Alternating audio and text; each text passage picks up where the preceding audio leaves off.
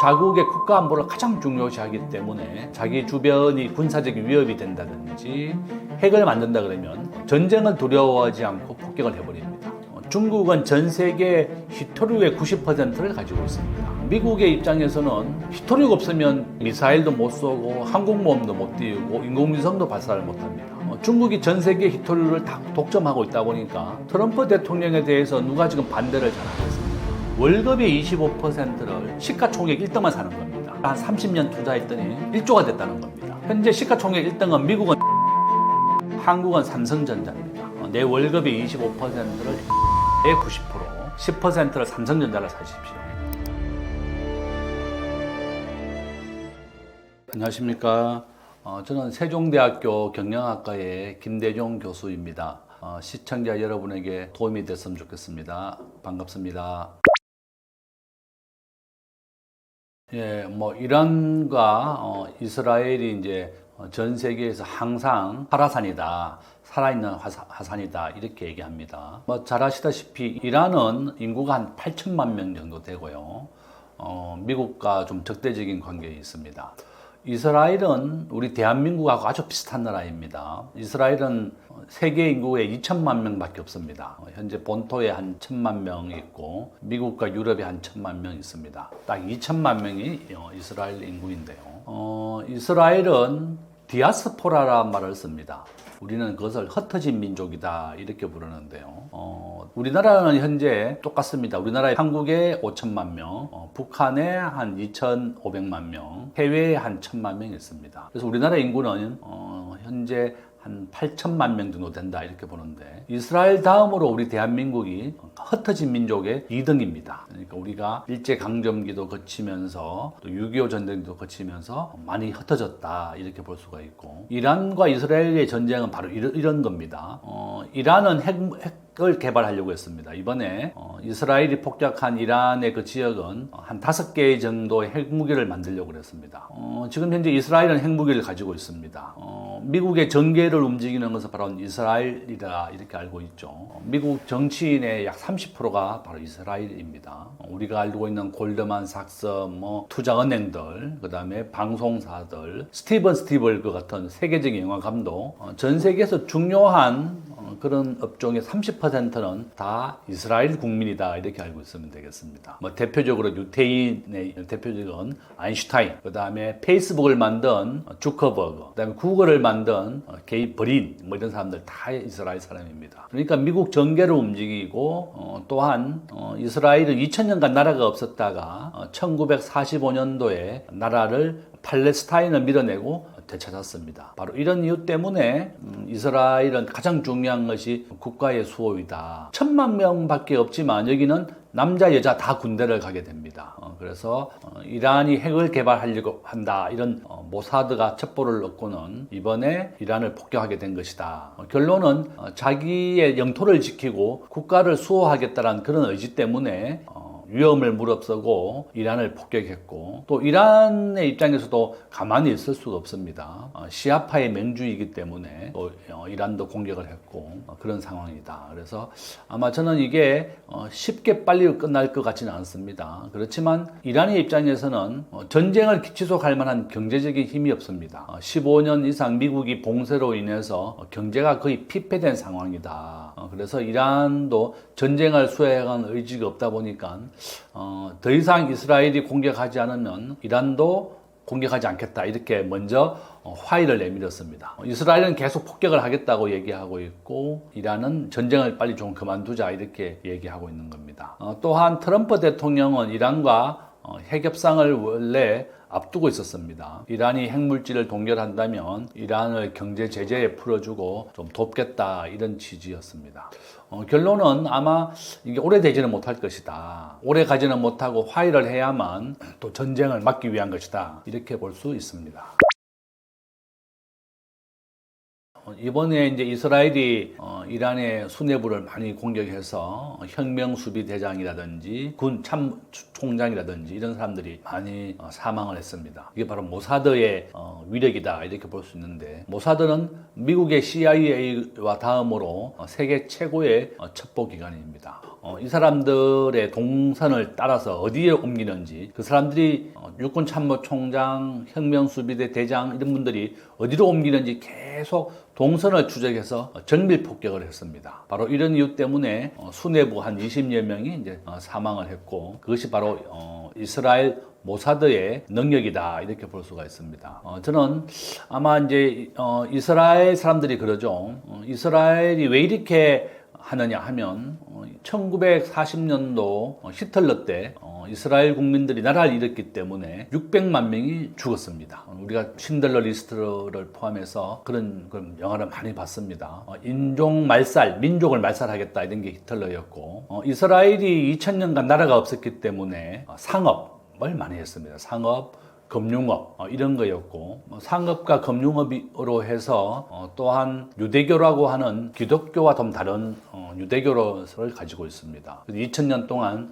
자기들이 지키고 있는데, 그러니까 자기 가족의 대부분을 2차 세계대전 때 잃었고, 조국이 얼마나 중요하다는 것을 알기 때문에 목숨을 걸고 일을 합니다. 바로 이런 이유 때문에 핵을 이란도 가지게 된다면 이스라엘이 공격을 받을 수가 있습니다. 이스라엘은 이미 핵을 가지고 있습니다. 핵이라고 하는 것은 안전장치로 가지고 있는 겁니다. 바로 이런 이유 때문에 강경한 입장이고, 이란은 이번에 큰 타격을 입었다 이렇게 볼 수 있습니다. 이란과 이스라엘 상황은 굉장히 어렵습니다. 지금은 이제 오른쪽에 한번 보면 세계 경제의 규모입니다. 우리가 전 세계 GDP를 가장 최근의 자료인데요. 이게 집계하는데 한 3년 정도 걸리기 때문에 그렇습니다.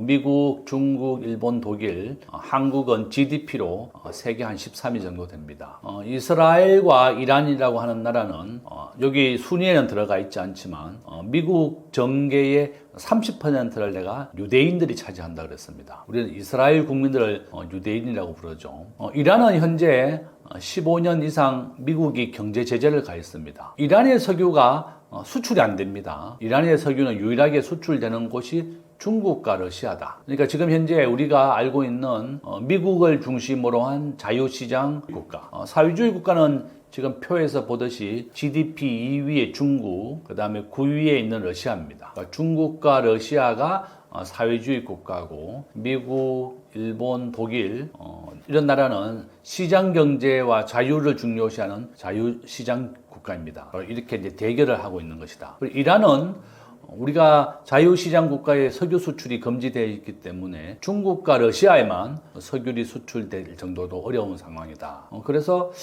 굉장히 어렵더라고요. 제가 있는 우리 학교에 이란에서 온 교수님이 한 명 있습니다. 이분이 우리 학교 교수를 하고 계시면서 또 다른 우리나라 초등학교 다닙니다. 내가 가끔 만나면 어느 나라가 안전하냐 이렇게 물어봤더니 당연히 한국이 좋다는 거예요. 한국은 미국과 교류가 되어 있고 주한미군이 한국에 3만 명 정도 있습니다. 그래서 전쟁이 쉽게 일어나지 않는다. 우리나라가 1950년 이후로 지난 한 80년간 전쟁이 없었습니다. 전쟁이 없었기 때문에 한국 경제 발전에 큰 도움이 됐다고 저는 보고 있고, 현재 이란은 굉장히 경제적으로 어렵고 힘든 상황이다. 이스라엘은 미국의 도움을 받아서 가장 번영된 중동에 있는 국가다 이렇게 보시면 되겠습니다. 지금 현재 이스라엘과 이란의 충돌에 대해서 주변 국가들도 아주 막 극심하게 반발을 하고 있습니다. 왜 이스라엘이 이란을 폭격했느냐? 이스라엘 입장은 그렇습니다. 나는 핵무기를 가져도 되지만 반대 세력인 이란은 절대 핵을 가지면 안 된다. 또 이렇게 얘기하고 있고, 유럽도 세계 러시아와 우크라이나 전쟁이 한창 벌어지고 있는 와중에 이스라엘이 또 자기를 지키기 위해서 이란을 공격했습니다. 이런 이유 때문에 또 주변에 있는 중동 국가들이 이스라엘을 상대로 또 전쟁을 하기도 굉장히 어렵습니다. 우리가 중동의 1차 전쟁, 2차 전쟁 계속 있었습니다. 이집트하고도 전쟁을 했었고, 또 주변 지역 시리아 뭐 이런 나라하고도 전쟁을 많이 했었죠.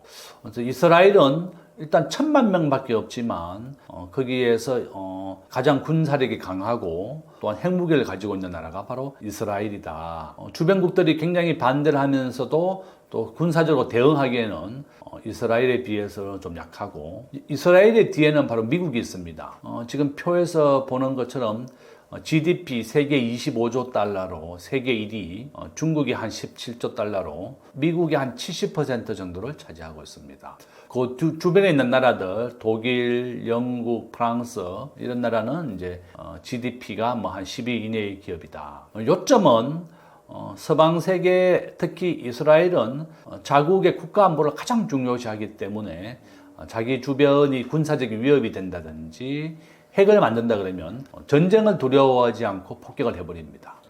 모든 나라가, 우리도 마찬가지입니다. 전쟁을 절대 두려워하지 마라. 처칠이 한 말입니다. 처칠이 전쟁을 두려워해서는 평화를 지킬 수 없다. 이게 가장 중요한 말이다. 우리나라도 국가 안보를 가장 중요시해야 되고 그 다음이 안보 다음에 바로 경제입니다. 바로 이스라엘이 이와 같이 가장 중요한 안보, 국가를 지키기 위해서는 전쟁을 불사하고 있고 주변 국가들이 다 반대하고 있지만 자국에 지키기 위해서는 이렇게 과감하게 행동을 한다. 이렇게 볼 수 있습니다. 이런 현상에 대해서 미국의 입장은 미국은 이번에 선언을 했습니다. 우리는 절대로 이스라엘을 지원해주지 않는다. 우리는 그냥 지켜만 보겠다. 이렇게 얘기했었고 트럼프 대통령은 지금 네타냐후 이스라엘 총리와 아주 가까운 사이입니다. 선거 때도 네타냐후가 트럼프를 방문해서 지지를 했을 정도다. 이렇게 볼 수가 있고 앞에서 말씀드린 것처럼 하버드 대학이 지금 중국 유학생들 문제도 있었고 시끄러웠었는데 바로 하버드대가 반유대주의, 유대인들을 반대하는 시위를 허용을 했습니다. 우리가 대학이라고 하는 것은 자유롭게 비판하고 반대의 의견을 낼 수 있는 게 바로 대학입니다. 그러니까 이제 정부 정책이나 미국도 마찬가지죠. 트럼프 대통령에 대해서 누가 지금 반대를 잘 하겠습니까? 대부분 못 하는데 대학은 그래도 이런 것을 좀 자유롭게 말할 수 있는 입장에 놓여 있습니다. 그러니까 하버드 대학에 대해서 유학생 비자를 다 취소해 버린다든지 유학생을 못 받게 하겠다 이렇게 했을 정도입니다. 결론은 뭐 미국과 중국은 이번에 화해를 했죠. 중국은 전 세계 히토류의 90%를 가지고 있습니다.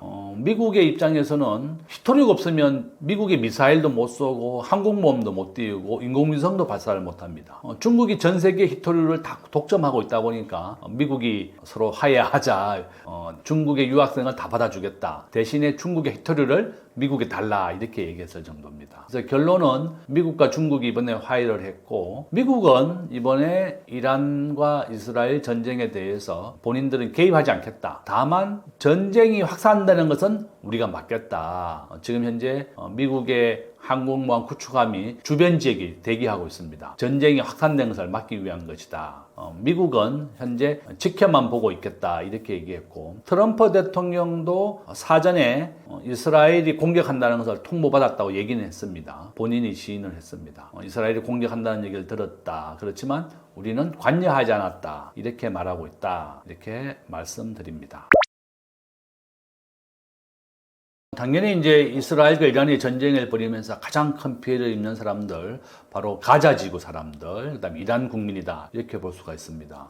지금 우리가 언론 지상을 통해서 많이 봤습니다. 지금 가자 지구는 여의도의 한 30배 정도의 크기가 정도됩니다. 원래 팔레스타인이라고 부르죠. 원래 이스라엘 영토에 살던 사람인데 1945년도 2차 세계대전이 끝나면서 유대인들이 자유시장 국가를 돕는다면 2차 세계대전 때 있었던 영국과 미국이 이스라엘 영토를 찾아주겠다. 이렇게 약속을 했습니다. 그것은 이제 발보아 선언 이렇게 부르는데 이것을 계기로 해서 1948년도경에 이스라엘 영토가 만들어졌습니다. 거기에 이제 가자 지구, 팔레스타인을 인구를 쫓아내고 이스라엘 영토가 생겼고 예루살렘이 된 거죠. 지금 미국, 이스라엘과 이란이 전쟁을 벌이면서 가장 고통스러운 사람들이 바로 전쟁의 피해자다. 우리가 가자 지구, 그다음에 이란의 국민들, 우크라이나 국민들. 전쟁이 벌어지면 이와 같이 가난하고 힘든 국민들이 가장 고통을 받습니다. 저는 이란 국민과 가자 지구 국민들이 가장 큰 피해자고 고통을 받고 있다. 이렇게 말씀드립니다. 우리나라 GDP는 세계 13위의 규모이고요. 우리나라는 에너지를 100% 수입하는 나라입니다. 그러니까 두 국가가 전쟁을 벌이게 되니까 환율이 1370원까지 갑자기 급등을 하게 되었고 석유 가격이 10% 올랐습니다. 우리나라는 큰 피해자입니다.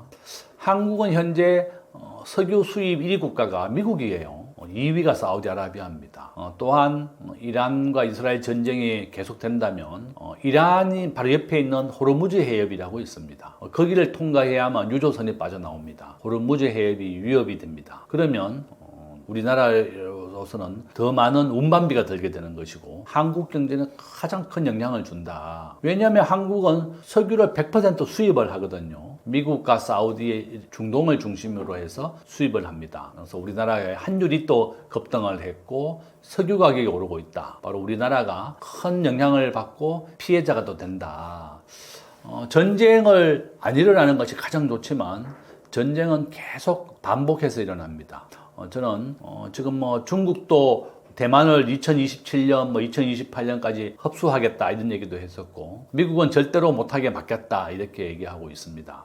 전쟁을 대비해서 우리나라는 튼튼한 국방력을 쌓아서 언제든지 전쟁하겠다 각오가 돼 있어야지 전쟁이 일어나지 않습니다. 저는 이번에 이란과 이스라엘 전쟁의 가장 큰 피해자가 양국 국가이고 주변 국가들 또 우리나라도 아주 큰 피해를 입고 있다 이렇게 볼 수 있습니다.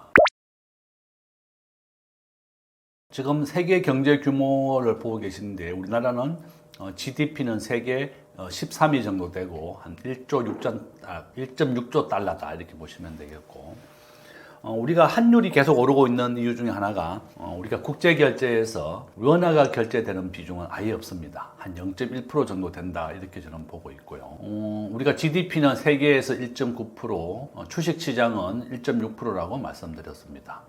환율 문제가 바로 이겁니다. 우리 대한민국은 무역 의존도가 75%입니다. 수출과 수입으로 먹고 살고 우리나라의 식품 수입의 90%가 다 해외에서 가져옵니다. 콩, 밀가루 다 90%가 해외에 가져옵니다.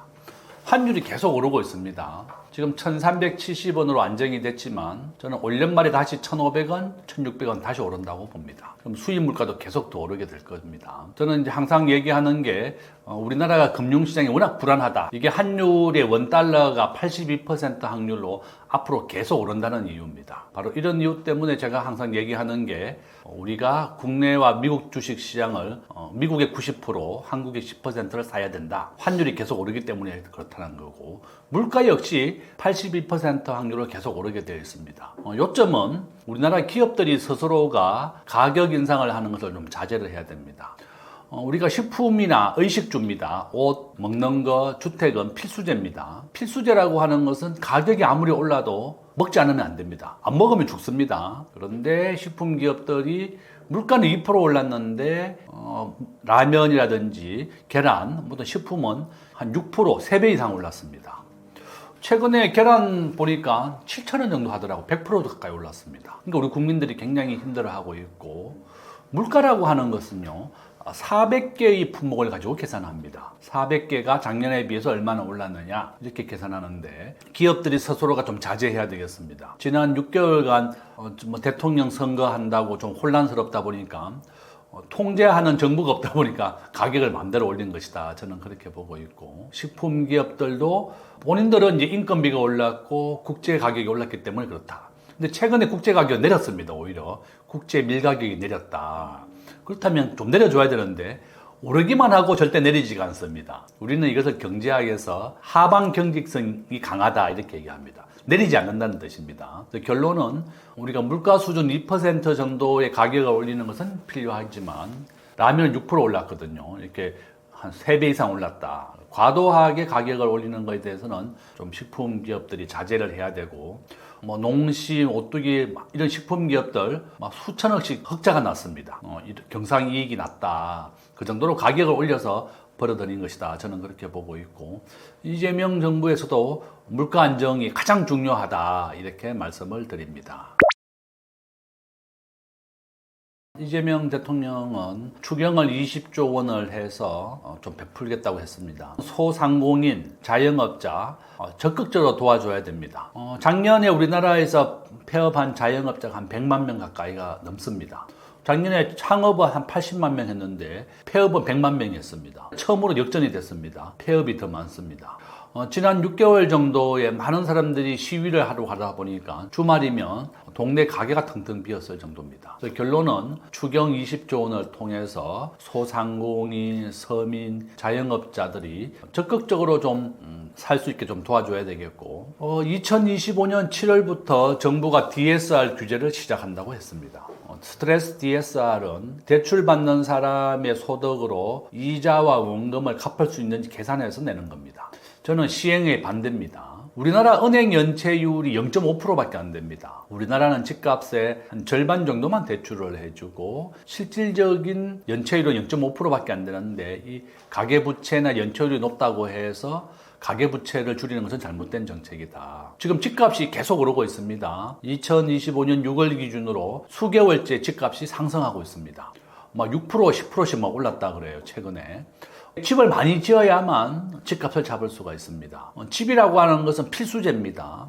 아파트는 짓는데 평균 10년 정도 걸립니다. 재건축은 한 15년 정도 걸립니다. 아파트는 시간이 많이 걸리는 재화고 이것을 경제학에서는 공급 탄력성이 낮다 이렇게 얘기합니다. 결론은 아파트 값을 잡기 위해서 대출을 억제하는 정책, 수요 억제 정책인데 문재인 정부 때 100% 집값이 올랐습니다. 완전히 실패했습니다. 저는 이재명 정부에서는 물가를 잡기 위해서 대출을 억제하는 정책은 바람직하지 못하고 추경을 위한 것은 서민과 소상공인을 적극적으로 도와라 이렇게 말씀을 드리겠습니다.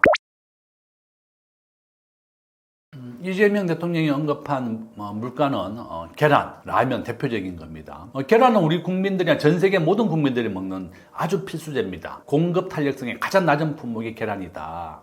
공급 탄력성이 낮다, 수요 탄력성이 낮다는 것은 가격이 올라도 무조건 먹어야 되는 게 계란이다 이렇게 보시면 되겠고요. 쌀보다도 더 높습니다. 계란은 아주 필수제다 이렇게 보면 되겠고 미국이 한 2025년 몇 달 전에 계란이 부족해가지고 한국 계란을 수입해 간 적이 있습니다. 지금 브라질에서 조류 독감이 발생했습니다. 그러니까 닭들이 없애지고 또 계란도 낳지 않고 이러다 보니까 이런 계란이 1% 올랐다 이렇게 볼 수가 있고 저는 이재명 대통령이 언급한 것은 계란, 라면, 맥주, 그 다음에 돼지고기, 소고기 전부 다 필수제입니다. 돼지고기도 한 20% 가까이 오른 것도 있고 라면은 6%, 그죠? 그렇게 올랐다. 결론은 초콜릿은 한 40% 정도 올랐더라고요. 정말 많이 올랐습니다. 정부가 부재한 틈을 타서 기업들이 막대하게 올린 것은 사실이고 기업들도 2% 내외로 가격 인상이 필요하다. 그 이상은 좀 자제를 해야 되겠다. 그래서 결론은 라면, 돼지고기, 계란 이런 필수제가 아주 급등을 했다 이렇게 볼 수 있습니다. 부처별의 이제 대응 방식은 보면 과거에는 우리나라에 이제 품목별로 사무관이 있었습니다. 라면 사무관은 라면 가격에 대해서 담당을 하면서 이렇게 했었고 각 부처에 그런 게 있었죠. 지금은 우리나라는 기획재정부, 그다음에 산자부, 공정거래위원회 각 부처가 물가를 잡기 위해서 굉장히 많은 노력을 하고 있습니다.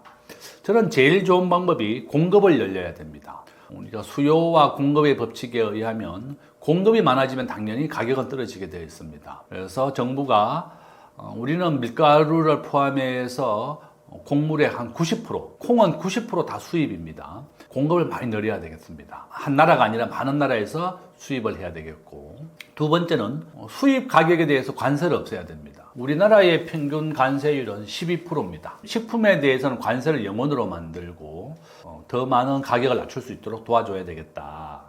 지금 정부 부처별로 이렇게 어떻게 하면 식품 가격을 안정시키느냐, 물가를 안정시키느냐에 많은 노력을 하고 있고 우리가 경제학에서 말하는 물가의 목표는 2%입니다. 적정한 물가는 2% 이상 되는 것은 굉장히 위험하다고 보고 있습니다. 우리가 코로나 때 물가가 10%까지 올랐습니다. 물가가 왜 중요한가 하면 우리 경제학에서는 물가가 오르는 이유를 시중에 돈이 많기 때문에 그렇습니다. 시중에 돈이 코로나 때 미국이 전 세계에 한 6조 달러 정도를 풀었습니다. 출근도 못하고 이마트 가서 물건도 못 샀습니다. 그래서 돈을 풀어줬습니다. 코로나가 끝나고 나니까 시중에 너무 돈이 많아서 물건 가격이 10%까지 올랐습니다. 그래서 미국이 물가를 잡기 위해서 은행의 기준금리, 대출금리를 0%까지 낮췄던 것을 5.5까지 올렸습니다. 지금 현재 미국의 기준금리는 4.5%, 한국은 2.5%입니다. 미국이 은행 대출금리가 더 높습니다. 이재명 정부에서는 기준금리를 2.5에서 2.0까지 낮출 겁니다. 아마 은행의 대출금리를 더 낮추고 경제를 살리기 위해서 할 것이다. 저는 각 정부 부처가 물가를 잡기 위해서 더 많은 노력을 해야 될 것이다. 이렇게 말씀을 드립니다. 김민석 총리 후보자가 지난 금요일 날 관계장관회의나 또 대책회의를 열었습니다. 저는 적극적으로 물가를 잡는 것에 집중해야 됩니다. 모든 정부가 가장 중요시하는 것이 바로 물가입니다. 미국은 1980년도에 물가가 21%까지 올랐습니다. 우리나라도 1980년도에 물가가 20%씩 오른 적이 있었습니다.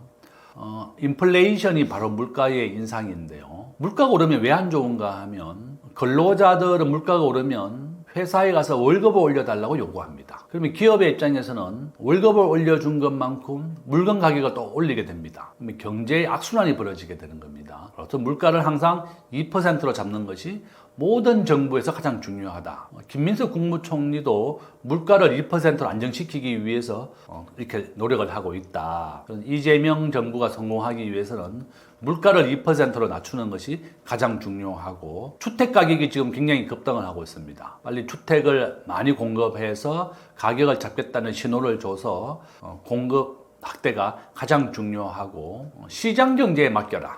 시장 경제라고 하는 것은 주택 건설업자들이 집을 많이 공급하게 해주는 걸 말하는 겁니다. 정부가 규제를 좀 줄이고, 지금 서울의 재건축 후보지가 한 400개 정도 있습니다. 재건축을 적극적으로 허용을 해줘서 주택 공급을 늘리라. 물가도 마찬가지다. 모든 물가는 공급을 확대하는 것이 가장 좋은 정책이고, 우리가 관세도 없애고 물가 안정에 더 많은 노력이 필요하다. 이렇게 말씀을 드립니다. 이재명 정부의 소상공인 지원 대책, 추경 20조 원 중에 아마 많은 부분이 지원될 거라고 봅니다.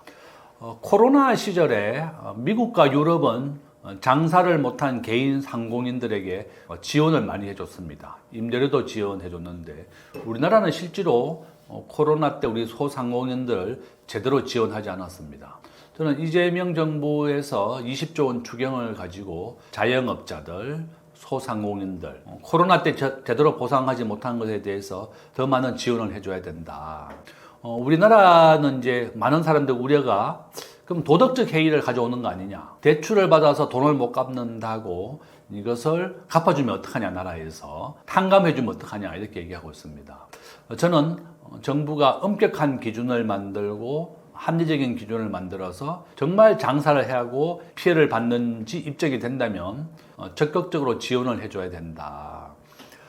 우리가 소상공인들, 장사하시는 분들이 올해 우리나라의 경제 성장률 한 0.8까지 떨어진다고 얘기합니다. 내년에는 아마 2%가 넘을 겁니다. 이분들이 다 같이 살아남아서 내년에 경제가 좋아질 때 함께 성장을 해야 됩니다. 그래서 폐업을 해버리고 장사를 접어버리면 경제가 성장해도 이분들은 그 혜택을 받을 수가 없습니다. 우리가 다 같이 잘 살고 잘 되려면 이분들에 대해서는 소상공인, 자영업자, 또 어려운 국민들에 대해서는 적극적으로 지원을 해줘야 된다. 트럼프와 시진핑이 합의된 내용은 지금 우리가 세계 GDP 규모를 보고 있습니다. 보시면 트럼프 대통령입니다. 시진핑입니다. 지금 현재 이 양국의 국가가 이제 이렇게 벌이고 있는데요. 우리가 한번 보시면 미국과 중국의 무역 수지 적자를 보시면 2000년부터 지금까지 미국의 중국 적자가 한 4천조 원 정도 됩니다. 4천조 원이다, 이렇게 보시면 되겠고, 미국은 중국에 대해서 관세를 30% 부과하기로 했고, 미국은 10% 부과하기로 했습니다.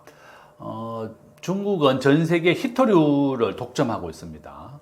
90%를 독점하고 있습니다. 미국이 히토류를 생산을 하게 되면 가공할 정제 시설이 없습니다. 그래서 이 광물을 중국에 보내서 중국에 가공을 해서 다시 미국에 수출합니다. 이 정도로 환경 오염이 워낙 많이 발생하기 때문에 히토류를 중국에서만 생산하고 있는 겁니다. 미국이 이번에 양보하고 협상한 가장 큰 이유도 바로 히토류 때문에 그렇다.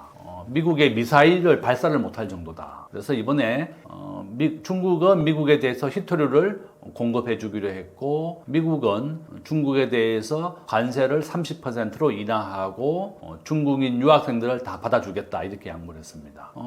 우리가 미국과 중국이 지금 GDP가 1등, 2등입니다. 전 세계에서. 미국의 인구는 한 3억 2천만 명, 중국의 인구는 현재 한 14억 정도 됩니다. 이 두 국가가 이제 붙고 있다, 이렇게 볼 수가 있고, 우리가 잘 아다시피 이제 관세를 부과하게 되면 전 세계가 큰 피해를 보게 되는 겁니다.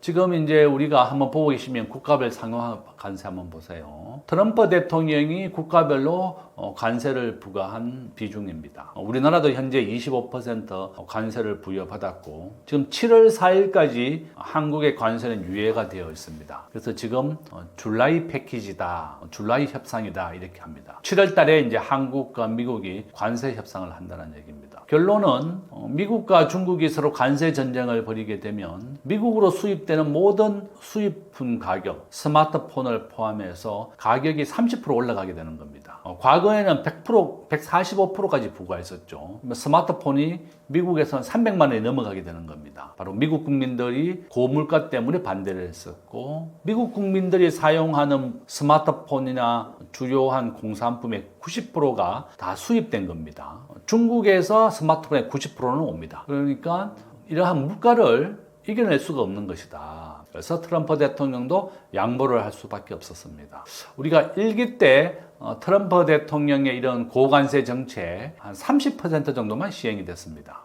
저는 아마 트럼프 대통령의 고관세 정책이 이번 2기 때도 마찬가지다. 한 30%만 시행이 되고 나머지 70%는 폐지가 될 거다, 이렇게 전망하고 있습니다.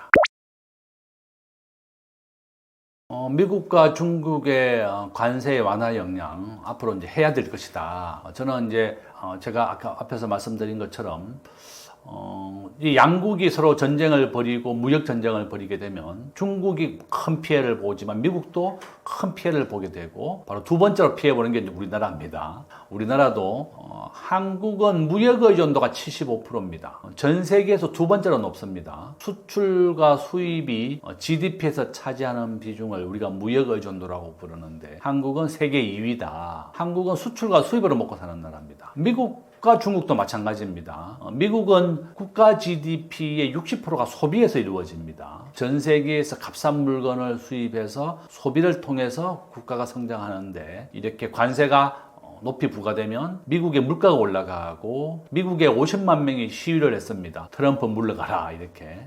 거기에다가 주가가 또 막 30% 이상 폭락을 했었죠. 미국 국민들은 노후 대비를 주식으로 합니다. 전체 국민의 70%가 주식에 투자하고 있고, 이것을 우리는 401k라고 부릅니다. 국민연금입니다. 우리나라의 국민연금은 주식에 투자하는 비중이 한 20-30%지만 미국은 70%. 또한 미국은 전 세계 주식시장의 60%를 차지하고 있습니다. 바로 이런 이유 때문에 미국 국민들은 이렇게 얘기했던 것이다, 이렇게 볼 수가 있고요.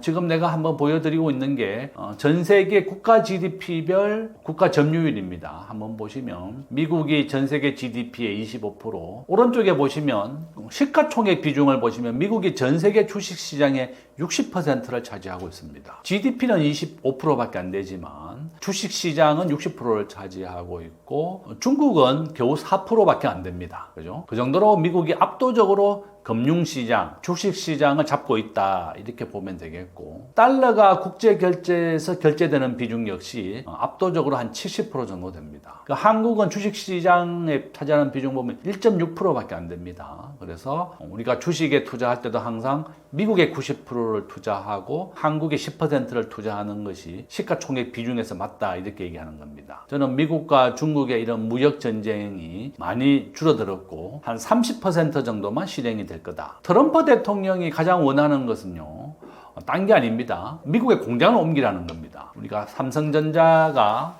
평택 공장의 11배 크기로 텍사스의 공장이 완공이 됩니다. 2026년에 완공이 됩니다. 현대자동차가 미국에 30조 원을 투자해서 공장을 짓기로 했습니다. 미국에 공장을 지어라. 트럼프 대통령은 미국을 전 세계에서 제조업을 가장 하기 좋은 나라로 만들겠다고 약속을 했습니다. 트럼프 대통령은 굉장히 사악한 사람으로 보이지만 트럼프 대통령은 미국의 법인세를 21에서 15%까지 낮춥니다.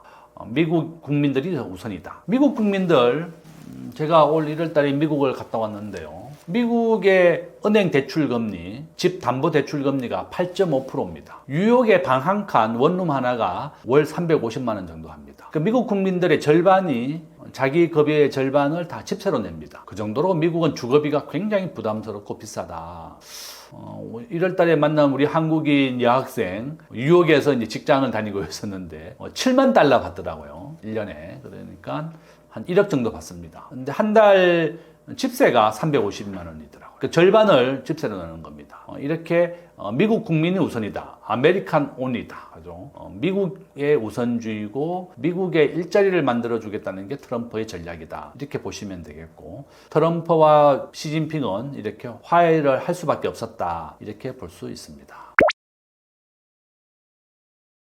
히토류가 가장 중요합니다. 지금 한번 보여드리면, 이제 이건 중국입니다. 중국의 RCEP에 대한 협상인데요. 중국은 전 세계에서 히토류의 90%를 독점하고 있습니다. 생산은 한 70% 정도 하지만 히토류를 가공하고 정제해서 사용하게 만들어주는 것은 중국밖에 할 수가 없습니다. 미국도 히토류를 생산을 하지만 가공할 공장이 없습니다. 히토류를 생산하게 되면 심각한 오염물질이 발생하게 되고 그것이 이제 국민들의 건강을 많이 해치게 되거든요. 바로 이런 이유 때문에 미국에서 원광석이 채굴이 되면 중국에 보내서 가공을 해서 다시 미국에 가져옵니다. 이 정도로 히토류에 압도적으로 중국이 우위를 가지고 있다. 이렇게 보시면 되겠고, 트럼프 대통령이 중국과 서로 합의한 것도 바로 히토류 문제였다. 이렇게 보면 되겠습니다. 바로 히토류가 전 세계 90%를 중국이 독점하고 있고 중국의 가장 큰 무기다. 이재명 대통령이 캐나다를 방문하고 G7 회의가 열리고 있습니다.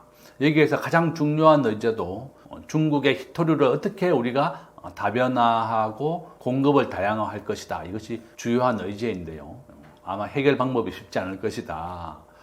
그 어떤 나라가 히토류를 생산하고 가공을 해서 국민들이 건강에 피해가 가더라도 그것을 생산하겠느냐. 이러한 문제가 이번에 주요한 의제다. 그 정도로 중국이 히토류를 가지고 전 세계에 큰 영향력을 발휘하고 있다. 이렇게 볼 수 있습니다. 트럼프와 시진핑의 주요한 의제는 어떻게 하면 관세 전쟁을 좀 줄이고 무역 전쟁을 좀 안 하겠느냐. 양 국가가 서로 발전하고 성장하느냐. 지금 2030년까지 시진핑은 트럼프를 중국이 흡수하겠다 이렇게 얘기하고 있고, 대만은 절대로 양보하지 않겠다.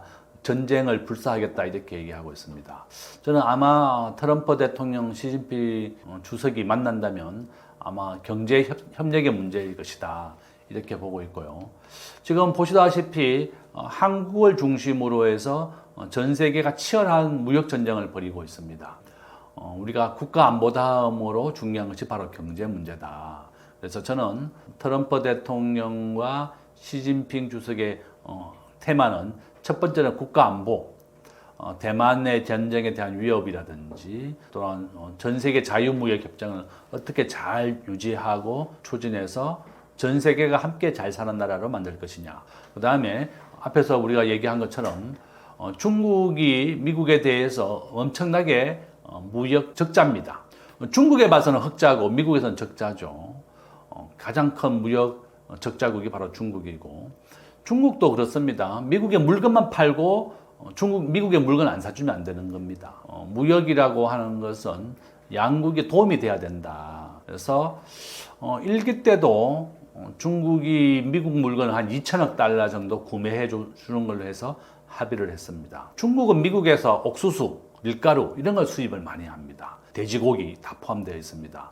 미국은 중국에 대해서 농산물을 수출을 많이 하고 있고, 중국은 미국의 공산품, 스마트폰을 포함해서 노트북 이런 것도 많이 수출하고 있죠. 그래서 결론은 미국과 중국의 주요한 의제는 바로 무역에 관련된 거, 관세와 관련된 거, 히토류와 관련된 것, 바로 두 국가가 평화롭게 잘 살고 교역을 하자, 이런 것이 주요한 의제다, 이렇게 볼 수 있습니다.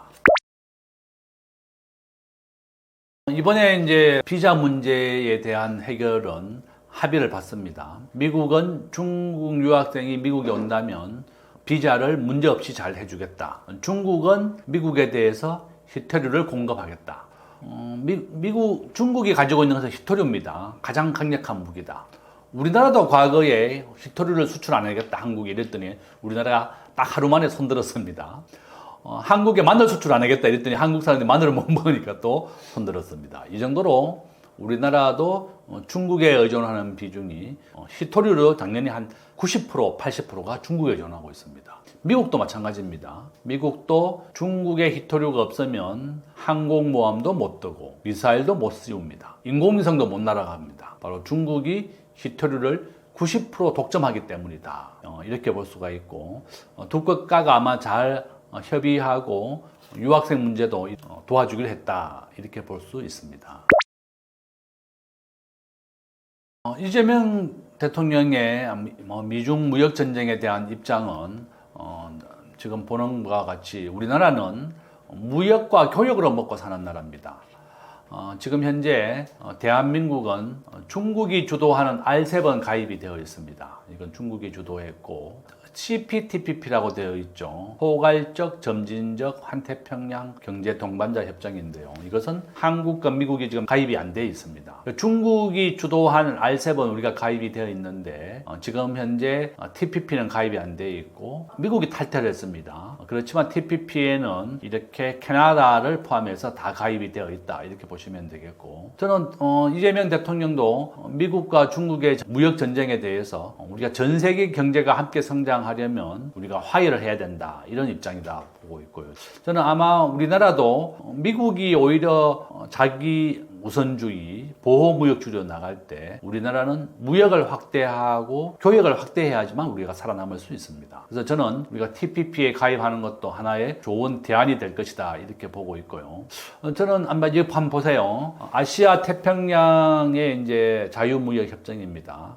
금년 2025년 10월 달에 경주에서 아페크 회의가 열립니다. 그러면 트럼프 대통령, 시진핑 주석 다 올 겁니다. 또한 TPP, 나프타, 한중일 FTA, RCEP, 이렇게 정말 치열한 무역 전쟁을 벌이고 있습니다. 그래서 결론은 이재명 대통령은 미국과 중국의 자유무역 협정이 좀 원활하게 이루어져야 되겠고, 우리나라는 전체 수출의 33%가 중국입니다. 중국과 홍콩에 우리나라 전체 무역의 3분의 1을 의존하고 있고 20%란 미국입니다. 일본은 6%밖에 안 됩니다. 결론은 중국과 미국이 우리나라 전체 무역의 50%를 차지하고 있고, 저는 이제 항상 주장하는 거가 우리가 중국에 대한 의존도를 좀 낮추자. 한번 보시면 전 세계 수출 시장에서 중국이 차지하는 비중은 15% 정도 됩니다. 미국은 8%입니다. 그래서 요점은 우리가 3분의 1을 중국에 의존하고 있다는 것은, 33%를 의존한다는 것은 세계 평균, 세계 무역 시장에 중국이 15%밖에 안 되는데 우리가 2배 이상 의존하고 있다는 거죠. 그래서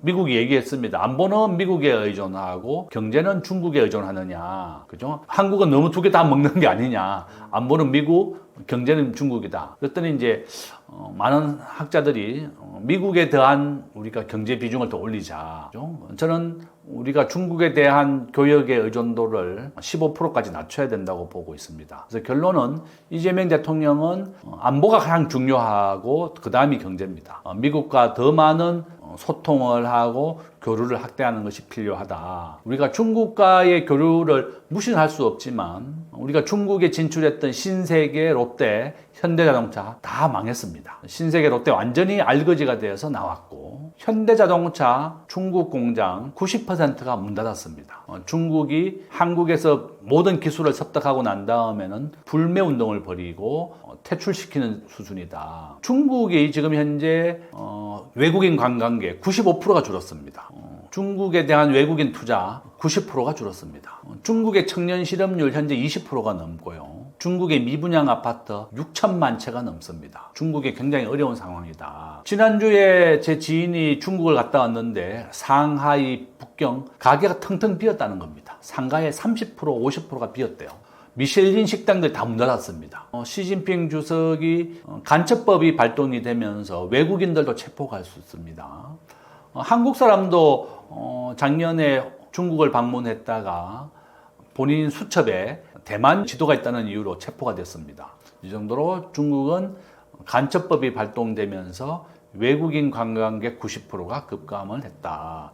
중국은 2025년 상반기에 갑자기 무비자로 풀었습니다. 관광객이 전 세계에서 너무 안 오니까 중국 경제가 너무 어려워진 겁니다. 바로 이런 이유 때문에 한국이나 주변 국가에 대해서 무비자를 선언했습니다. 이재명 대통령 역시 미국과 안보를 튼튼히 하고 중국과의 교류는 유지하되 이것을 서서히 조금은 줄이는 전략이 필요할 것이다. 이렇게 말씀드립니다. 지금 LA 폭동이 일어났습니다. 트럼프 대통령이 이민자 100만 명을 추방하겠다 이렇게 얘기해서 LA 시민들이 이렇게 항의를 하고 있습니다.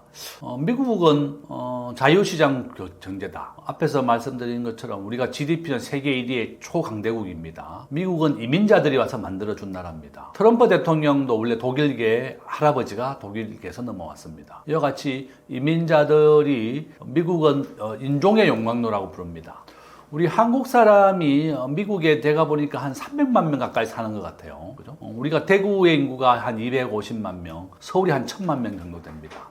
그러니까 아마 제가 보니까 추정하기에 해외에 우리 국민이 한 1000만 명 정도 있는데 한 500만 명 이상은 미국에 살고 있지 않을까 저는 그렇게 생각하고 있습니다. 우리나라 국민이 가장 많은 외국은 일본, 미국입니다. 근데 그 다음에 유럽인데 저는 아마 한 300만 이상이 미국에 살고 있다. 저는 그렇게 보고 있고 LA가 우리나라가 가장 또 많이 사는 데죠. 캘리포니아 쪽입니다. 그래서 결론은 이렇게 트럼프 대통령은 이런 이민자들이 미국의 일자리를 뺏어간다 이렇게 생각을 하고 있고 또 항의하는 사람들은 자녀나 부모가 헤어지게 되는 겁니다. 저는 좀 정말 비인간적이다. 저는 트럼프 대통령이 이렇게 좀 정상적인 사람, 그죠? 아무리 미국의 일자리를 뺏어간다고 해서 이 사람들을 강제로 추방하는 것은 잘못됐다고 저는 보고 있고 당연히 마약이라든지 불법적인 행위를 했다면 추방하고 없애는 것이 맞는데 이분들이 세금도 내고 정상적으로 미국에 기여를 하고 있다. 결론은 LA 폭동의 가장 큰 원인은 이렇게 트럼프 대통령의 이민자 추방 문제라든지 미국 우선주의 때문에 그렇다. 트럼프 대통령이 이런 거에 대해서는 좀 양보를 하는 것을 검토해야 된다. 양보하는 것이 필요하다. 가족이 헤어지게 해서는 안 되고 이런 이민자들이 미국을 만들었다. 아마 이러한 우수한 이민자들이 없다면 미국이 이렇게 발전하지 못했을 것이다. 이렇게 이야기하고 있습니다. 지금 한국인들도 아주 큰 피해를 보고 있습니다. 제가 이제 미국 LA라든지 뉴욕을 가보면 과거에는 한국 사람들이 가게나 슈퍼에서 노동자로 근로자로 일을 했지만 지금은 대부분이 주인입니다. 가게 주인은 다 한국 사람이고 일하는 실질적으로 육체 노동을 하는 사람들은 남미 사람들입니다. 우리는 경제학에서 두 가지로 분류하는데요. 숙련공과 비숙련공입니다. 숙련공은 기술을 가진 사람, 비숙련공은 노동으로 먹고 사는 사람, 육체 노동으로 해서 먹고 사는 사람을 말합니다. 그러니까 이런 비숙련공을 다 남미 사람들이 해주고 있습니다. 중국인들이나 남미 사람이 해주고 있고 한국인들은 지금 숙련공이다. 우수한 인재고 가게 주인이고 또 기술을 가져야만 미국에서는 살아남을 수 있습니다. 바로 이런 이유 때문에 이번 LA 폭동 문제로 한국인들도 아주 큰 피해를 입었다 이렇게 보고 있습니다.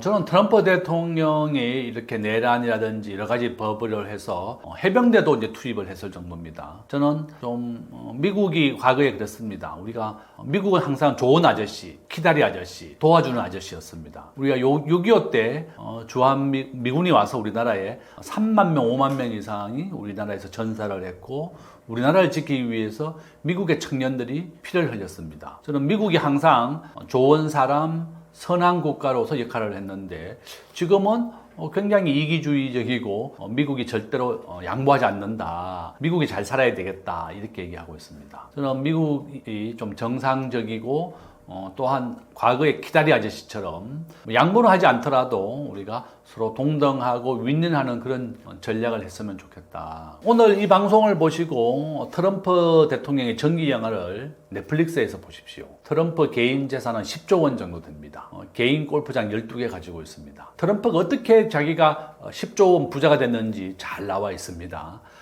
넷플릭스에서 트럼프 다큐멘터리를 한번 보시면 좋겠고, 트럼프는 마피아와 마피아 변호사를 통해서 미국에서 법인세를 50년간 면제를 받습니다. 뉴욕에서 특히 면제를 받습니다. 트럼프 타워를 짓습니다.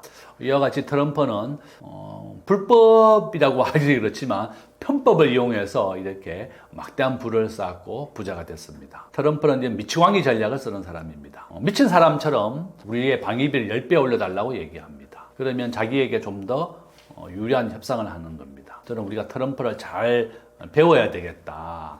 좀 미국이 좀 정상적인 그런 국가, 좀 인류라 국민, 국가를 사랑하는 그렇게 좀 되길 바란다. 이렇게 말씀을 드립니다. 지금 저는 폭동이 지금 확대되는 것이 가장 큰 우려가 됩니다. 트럼프 대통령의 이런 고관세 정책 때문에 미국 국민들이 60만 명이나 트럼프 물러가라, 노킹, 왕은 없다. 또 트럼프 생일에 맞춰서 미국이 퍼레이드를 했습니다. 미국 육군이 워싱턴 DC에서 퍼레이드를 했고 트럼프 대통령 생일하고 똑같은 날 했습니다. 그래서 트럼프에 대한 반시가 지금 벌어지고 있고 많은 도시로 확대될 것이다. 저는 그렇게 보고 있습니다. 트럼프 대통령이 미국 우선주의 하는 건 좋지만 가족이 헤어지게 하거나 또 추방하는 것, 미국의 선량한 국민 또 선량한 이민자들에 대해서 엄마와 자녀를 분리시키고 남편과 부부를 헤어지게 만들고 추방하는 것은 잘못된 거다. 이 사람들이 미국에 세금을 내고 기여를 했다 그러면 그것을 인정해 줘야 된다. 저는 그렇게 말씀을 드립니다. 저는 아마 미국에 큰 변화가 있을 것이다. 미국의 사람들이 1기 때 트럼프가 바이든에게 졌었고 다시 이제 트럼프가 뺏었는데요. 미국의 국민들은 그렇습니다. 미국의 트럼프 대통령이 미국의 일자리를 만들어주고 미국의 공장을 옮겨달라는 게 가장 큰 이유라고 했습니다. 미국 우선주의 정책입니다. 그렇지만 미국 국민들이 또 가장 크게 고통을 받고 있습니다. 미국의 물가가 오르게 됩니다. 미국의 물가가 30%씩 오르게 되고 미국의 국민들이 대우를 제대로 못 받습니다. 저는 아마 트럼프 대통령의 공약의 한 30%만 실행이 될 것이다. 또 트럼프 대통령도 서로 교역하는 국가들이 서로 윈윈하는 전략을 해야지 미국만 잘 살겠다고 하는 정책은 바람직하지 못하다. 이렇게 말씀을 드립니다.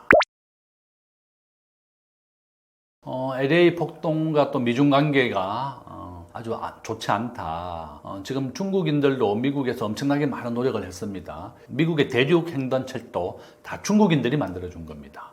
이렇게 중국인들도 미국에 큰 기여를 했고 또 노동자로서 또 비숙련공, 육체노동으로 목숨을 잃어가면서 미국에 많은 기여를 했다. 결론은 미국과 중국이 서로 윈윈을 해서 좀 잘 해결해야 되겠다. 미중 무역 전쟁이 벌어지고 있는데 저는 양국이 좀 더 화합을 하고 함께 양보를 해라. 미국과 중국이 전 세계 GDP의 절반 이상을 차지하고 있습니다. 이렇게 합의를 해서 두 국가가 서로 윈윈을 하는 그런 전략을 해야 되겠고 중국도 더 많은 미국의 물건을 수입을 해야 된다. 이렇게 말씀을 드립니다. LA의 중심 상가에서 폭동이 일어났는데 과거와는 좀 다르죠. 그 당시에는 앞에서 말씀드린 것처럼 한국인들이 노동자로 갔었지만 지금은 가게 주인이 많이 됐습니다. LA 폭동 때에는 한국인들이 가게 주인이기 때문에 흑인들이 거기서 노동자로 일을 했었거든요. 그래서 가게 주인을 우리가 쫓아보내자. 그래서 LA 폭동이 일어났었던 것이고 이번에는 트럼프 대통령이 불법 이민자를 미국에서 추방하자. 본국, 남조 돌려보내자. 그래서 일어난 겁니다. 그럼 성격이 좀 다르다. 또 위치는 시내 중심가였고 시장이었습니다. 그렇지만 우리나라 한국인들이 지금 체포되거나 추방될 위험에 있다. 이런 얘기는 못 들었고 제가 미국에 있을 때 한국인들이 합법적인 비자가 아니려고 온 사람들을 몇 명 보기는 했습니다. 이분들이 한국에 절대 안 나오더라고요. 한국에 나오면 다시 미국에 갈 수 없기 때문에 일단 미국에서는 미국에 정착을 하고 세금을 정상적으로 내면 추방은 하지 않습니다. 미국에서는 과거에 세금을 내고 미국에서 일을 하고 있고 범죄를 저지르지 않으면 추방을 하지 않았는데 트럼프 대통령은 범죄를 저지르지 않았더라도 불법으로 들어온 사람은 추방하겠다는 겁니다. 바로 이런 것이 바로 위험 요소다 이렇게 볼 수 있고 우리나라 국민들이 현재 체포된 사람은 없었다. 그렇지만 우리나라 가게에서 일하는 많은 외국인들, 남미 노동자들이 피해를 보고 체포가 됐기 때문에 큰 위험 요소다 이렇게 볼 수 있습니다. 저는 이번에 제가 이제 트럼프 2기에 한국 생존 전략이라는 책을 썼고요. 우리가 GDP 규모 보셨고, 요거는 우리나라의 국제 결제에서 원화가 결제되는 비중인데 없습니다. 바로 이런 이유 때문에 한국의 환율은 오르고 있습니다. 국가별 비중 한국은 1.9%, 주식은 1.6%밖에 안 됩니다. 그래서 우리가 환율은 계속 오르게 될 겁니다. 그래서 저는 제일 좋은 방법이 미국의 1등 주식 엔비디아, 한국의 1등 주식은 삼성전자입니다. 1등 주식을 사는 것이 가장 좋게 환율을 예방할 수 있고 부자가 되는 법이다 이렇게 볼 수가 있습니다. 2017년도에 제 거 블로그에 들어와 보시면 1조 자산가가 된 주식 투자 비법 이렇게 되어 있습니다. 월급의 25%를 시가총액 1등만 사는 겁니다. 그분은 1970년도에 한국에서 교수를 하면서 월급의 25%를 매달 시가총액 1등만 샀대요. 1970년도에 건설주, 화학주, 은행주, 2000년부터는 삼성전자입니다. 그래서 월급이 25%를 한 30년 투자했더니 1조가 됐다는 겁니다. 여러분 오늘 유튜브를 보시면 꼭 따라해 보십시오. 내가 월급이 25% 시가총액 1등을 사는 겁니다. 현재 시가총액 1등은 미국은 엔비디아고 한국은 삼성전자입니다. 그래서 내 월급의 25%를 엔비디아의 90%, 10%를 삼성전자를 사십시오. 시가총액 1등을 하시면 되겠고 제 블로그에 들어오든지 아니면 저한테 카톡을 보내주든지 아니면 1조 자산가가 된 70대 투자 비법 이렇게 하면 그 기사가 잘 나옵니다. 2017년도 더 벨이라고 해서 나온 기사이고 정말 재미있습니다. 또한 두 번째는 한국에서 부자가 되는 방법은 아파트 청약통장에 가입하는 겁니다. 지금 우리가 환율은 제가 앞에서 얘기했죠. 앞으로 환율은 계속 오르게 되고 우리나라 현재 GDP 대비 외환보유가 4천억 달러가 무너질 겁니다. 지금 GDP 대비 20%밖에 안 됩니다. 홍콩, 대만은 지금 70%가 넘습니다. 저는 한국도 외환위기가 또 올 수 있다. 항상 이렇게 경고를 하는 사람 중에 하나입니다. 지금 현재 우리나라의 외환보유고는 현금이 4%밖에 없습니다. 또한 한국의 적정한 외환보유고 국제결제은행 BIS가 한국은 9,200억 달러를 보유하라고 그랬습니다. 지금 절반도 안 됩니다. 아마도 한국의 환율은 이 그래프에 보듯이 82% 확률로 계속 오르게 되어 있습니다. 저는 아마 올 연말 환율은 다시 1,400원, 1,500원 돌파할 거다 보고 있습니다. 아마 내년에 1,600원, 1,700원 계속 오르게 될 거다 이렇게 보고 있습니다. 저는 이게 주가와 부동산과 은행 이자의 관계입니다. 마이너스 0.82입니다. 그러니까 은행 이자가 내리면 집값과 부동산, 주가는 오르게 되는 뜻입니다. 반대입니다. 마이너스 0. 그러니까 82% 확률로 반대다 이런 뜻입니다. 마이너스입니다. 그러니까 은행 이자가 제일 중요한 겁니다. 저는 아마 이제 정부가 지금 서울의 부동산 90% 확률로 오릅니다. 이 그래프에 보듯이 89% 오른다 이렇게 되어 있습니다. 2023년도에 제가 살고 있는 오검동에 미분양이 났습니다. 둔촌 주공입니다. 13억에 이제 32평이 분양이 되고 5천 세대를 일반인에게 분양했는데 그때 대금 미분양이 났거든요. 제가 이 그래프를 보여주고 계약을 하라고 얘기했습니다. 서울의 집값은 90% 확률로 오르게 되어 있습니다. 그래서 한강 이남, 지하철 종점, 버스 종점, 제가 살고 있는 오검역 3호선 종점입니다. 5호선 종점 하남, 거여, 마천 지역입니다. 한강 이남은 계속 성장하고 오르게 되어 있다. 저는 그렇게 보고 있고요. 그 확률은 90% 확률이다. 이렇게 보고 있습니다. 요거는 국민은행의 부동산 전망입니다. 계속 집값은 오를 것이다. 저는 그렇게 보고 있고요. 제가 꼭 말씀드리고 싶은 것 중에 하나는 우리나라에서 부자가 되기 위해서는 아파트 청약통장에 꼭 가입해야 됩니다. 우리가 청약통장에 가입하면 이겁니다. 무주택 기간은 15년 이상이 돼야지 32점이고 청약통장은 15년 이상을 넣어야지 17점을 맞습니다. 그래서 오늘 이 방송을 보시면 우리가 15살부터 청약통장을 만들 수 있습니다. 자녀가 초등학생이라도 청약통장을 만들어 주십시오. 제일 중요한 것은 청약통장의 가입기간이 15년을 넘어야 되는 겁니다. 알겠죠? 그래서 제일 중요하고 2만 원만 넣어주면 됩니다. 가입기간이 제일 중요하다. 그래서 시가총액 1등 주식을 사라. 미국의 엔비디아와 삼성전자이고 청약통장을 통해서 한강 이남의 아파트를 받아라. 우리나라에서 1% 부자는 평균 30억 이상의 부자가 돼야 됩니다. 그래서 우리가 부자가 되는 방법은 여러 가지가 있지만 제가 항상 얘기하는 건 요겁니다. 우리가 1% 부자는 순자산 기준 30억이고 평균 55억이다. 급여와 부동산, 신산업입니다. 그래서 미국의 시가총액 1등은 MS, 애플, 엔비디아인데 똑같습니다. 시가총액 이 세 개가 거의 비슷합니다. 이 세 개가 번갈아 가면서 1등을 합니다. 또한 우리가 자녀에게도 부자가 되라고 가르치자. 오늘부터 한번 실천해 보세요. 이번 달에 월급 받으면 미국의 1등인 엔비디아와 한국의 삼성전자를 90%는 엔비디아, 10%는 삼성전자를 사시고 아마 저는 이제 우리나라의 방위산업주 좋습니다. 그렇지만 시가총액 1등은 아니다. 그 원칙을 꼭 지켜줘야 되겠다. 저는 그렇게 보고 있습니다. 예, 그러면 저는 요 한국 경제 서학 분석을 보고 마치도록 하겠습니다. 우리나라의 강점, 약점입니다. 우리나라의 약점, 외국인 직접 투자 유출이 유입에 5배 가까이 많고 대학생 취업률이 45%입니다. 기회는 우리가 스마트폰, 온라인이다. 보면 위험 요소에 한미 한일 통화 스와프가 없다고 되어 있습니다. 언제든지 금융위기나 외환위기가 다시 올 수도 있다. 저는 외환위기가 오지 않도록 정부가 외환보유고를 비축하고 달러를 확보해서 위기를 막으라는 겁니다. 아마 외환위기 온다면 97년도 제가 IMF를 직접 경험했습니다. 종합주가 지수 270포인트까지 빠졌습니다. 1000에서 270이니까 70%가 폭망했고 서울의 엄마 아파트 2억이었습니다. 엄마 아파트가 2억에서 지금 현재 27억까지 올랐고 삼성전자가 3만 원에서 300만 원이 됐습니다. 100배 올랐습니다. 그죠? 이와 같이 금융위기 반복된다. 아르헨티나 12번째 나라가 파산했습니다. 현재 20개 나라가 파산했습니다. 파키스탄, 스리랑카 이런 나라 다 국가 부도가 났습니다. 그래서 저는 우리 개인은 달러를 사는 것보다 미국의 1등 주식을 사는 것이 환율 상승에 도움이 될 것이다. 언제든지 저에게 제 블로그에 보면 제 핸드폰 번호도 있습니다. 저에게 카톡을 보내주면 주식 투자의 비법 이런 거 많이 알려드리겠습니다. 제가 책을 3권 썼는데요. 이재명의 경제 대전망 이번 주에 나옵니다. 책에 보시면 관련된 주식도 많이 나오고 부동산에 대한 얘기도 있습니다. 저는 우리 시청자분들이 다 30조 이상 자산을 모아서 1% 부자가 되기를 기원 드립니다.